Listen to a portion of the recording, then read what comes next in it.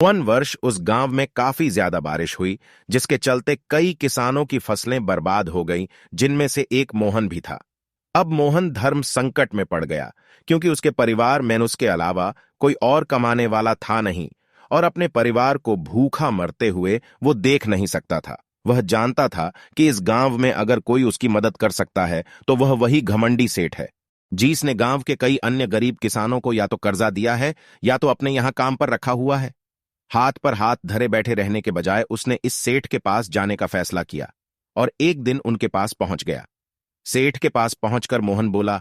सेठ जी, आपकी बहुत मेहरबानी होगी अगर आप मुझे थोड़ा सा कर्जा दे दे, जिससे मैं अपने खेतों में फिर से कोई फसल उगा सकूं, या फिर आप मुझे अपने यहां नौकरी दे दे ताकि मेरे परिवार को 2 वक्त का खाना मिल सके। घमंडी सेठ को उसकी इन बातों से कोई मतलब था नहीं, लेकिन गांव के सारे लोगों की तरह वह भी यह जानता था कि मोहन कितना मेहनती है और वह जिस भी खेत में काम करेगा वहां वह 2 गुनी फसल उगा सकता है।